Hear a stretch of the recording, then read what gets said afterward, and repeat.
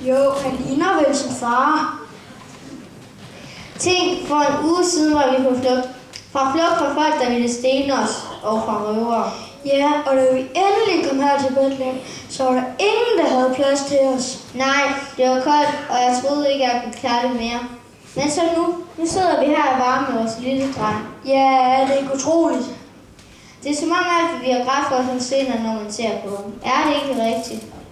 Jo. Lige meget hvad det sker, så tror jeg, vi klarer den sammen. Ja. Er han ikke smuk? Jo, han ligner sin mor.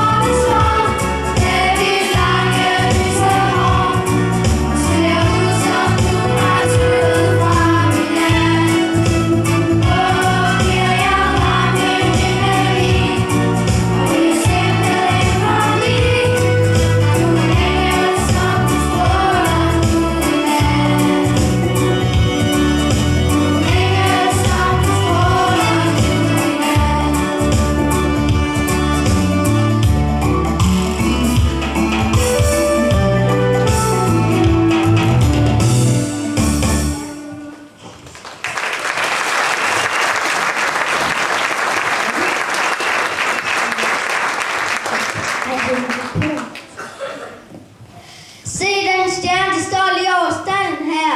Det må være et tegn på, at der er sket noget særligt her. Hold din mund, knæk. Det er bare en gammel rød stald. Vi skal bare ind efter den kaffe, så er vi ude igen. Tag den roligt, Elias. Det er virkelig mærkeligt, at stjernen står stille lige over stalden her. Lad os nu prøve at gå indenfor.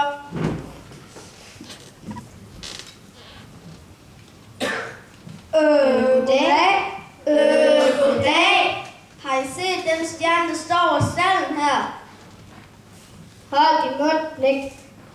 Vi kom lige forbi. Jeg havde glemt en kaffe, og det er så koldt udenfor, så... Hvad pokker har I taget min kaffe? Ja, det var så koldt, og vi havde ikke noget at svømme ham i. Og så tænkte vi, at I kunne låne Elias' kappe. Og det kunne jeg jo også have sagt. Ikke også, Elias? Jo, det er da klart. Ja, det er da klart.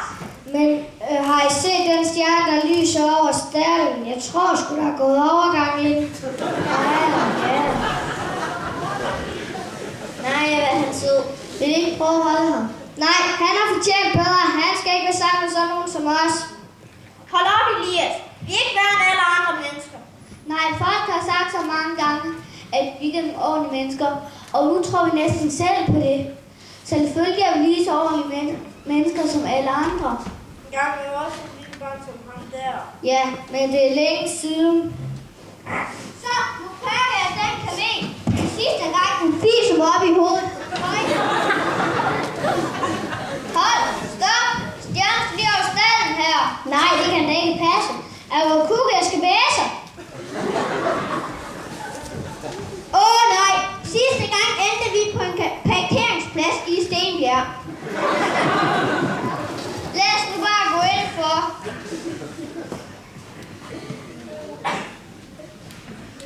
Vær hilset så lige måde. Vi leder efter et barn, der lige er født. Han skulle blive en stor konge og et håb om en ny tid. Vi har set en stjerne, og vi er kommet for at give ham gaver. Er det her? Ja, det er ham her. Ham der!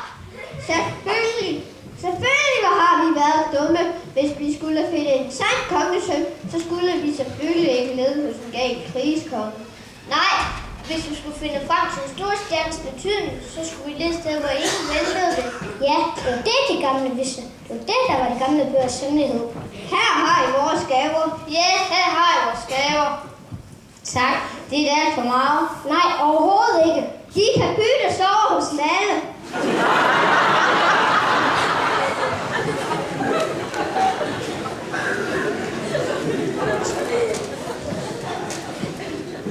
Hvad med de rodes? Ja, for pokker. Hvis han finder frem til barnet, så slår han det ihjel. Det rodes. Ja, han har også hørt om barnet.